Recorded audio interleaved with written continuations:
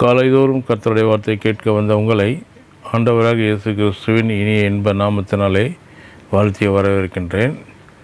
இன்றைக்கு 6வது நாட்களாக இந்த செய்தியை கேட்க வந்திருக்கிறோம். முதலிடம் தேவனுக்கு என்ற தலைப்பின் கீழே 6வது நாளாக செய்தி கேட்கிறோம். கிறிஸ்துவுக்குள் நாம் என்னவா இருக்கிறோம் என்று சொல்லி நாம் பார்க்க வேண்டும். எபிரேயர் 2வது அதிகாரம் 9வது வசனம், தேவனுடைய கிருபையினால் ஒவ்வொருவருக்காகவும் மரணத்தை ருசி பார்க்கும்படி தேவதூதரில் சற்று சிறியவராக்கப்பட்டிருந்த இயேசு மரணத்தை உத்தரித்த நிமித்தம் மகிமையினாலும் கனத்தினாலும் முடிசூட்டப்பட்டதை காண்கின்றோம். இயேசு மகிமையினாலும் கனத்தினாலும் முடிசூட்டப்பட்டதை காண்கின்றோம் என்று வேதம் சொல்லுகிறது. விசுவாசிகள் இந்த இயேசுவை காணத்தான் சபைக்கு வருகின்றோம். கிறிஸ்துவ பிரசங்கம் இயேசுவின் மரணம், உயிர்த்தெழுதல், உயர்த்தப்படுதல் இவைகளை குறித்ததெல்லாம் விளக்கி கூறும்போது அதன் மூலம் நாம் எவ்வாறாக உயர்த்தப்பட்டிருக்கின்றோம் என்பதை எடுத்து காட்டுகிறது. இயேசுவை காணும்போது அவர் மூலமாய் நாம் நம்மையே காண முடிகிறது. மீட்பின் மூலமாய் நாம் என்னவாய் இருக்கிறோம் என்பதை புரிந்து கொள்ளவும் முடிகிறது. நாம் அவருக்குள் இருக்கிறோம். அவருடைய சிலுவை மரணத்தின் மூலம் நமக்கு உண்டாயிருக்கிற மீட்பு பாவத்தினாலும் சாபத்தினாலும் வியாதியினாலும் கிடந்த நம்மை மகிமைக்கும் கனத்திற்கும் உரியவர்களாய் மாறியிருக்கிறது என்பதை காண முடிகிறது. இந்த வெளிப்பாட்டைத்தான் புதிய ஏற்பாடு போதிக்கிறது.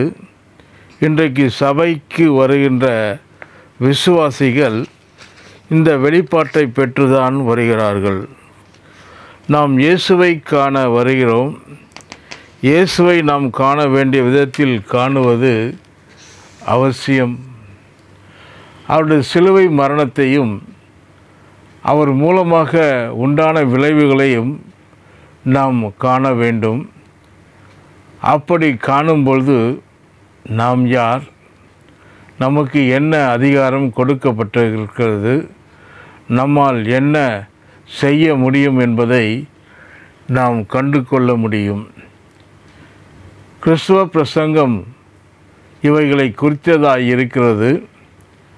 ஆகவே தான் பவுல் சொல்லுகின்றார், 1 கொரிந்தியர் 1:23, நாங்களோ சிலுவையில் அறையப்பட்ட கிறிஸ்துவை பிரசங்கிக்கிறோம் என்றும் சிலுவையை குறித்தது அல்லாமல் வேறு ஒன்றையும் குறித்து நான் மேன்மை பாராட்டுவதில்லை என்றும் கூறுகிறார்.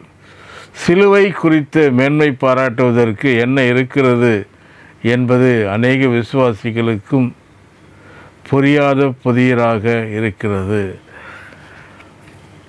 பவுலின் நிருபங்கள் முழுவதும் சிலுவையை குறித்த வெளிப்பாட்டினால் நிறைந்திருக்கிறது.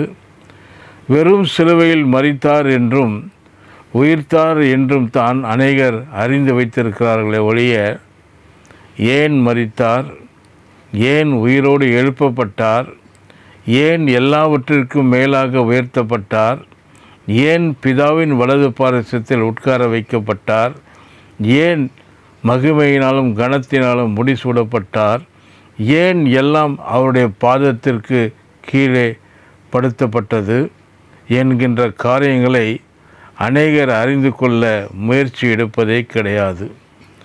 இவைகளை அறிந்து கொண்டால்தான் நமக்கு கிடைத்திருக்கிற அதிகாரத்தையும் மகிமையையும் கனத்தையும் நாம் அறிந்து கொள்ள முடியும்.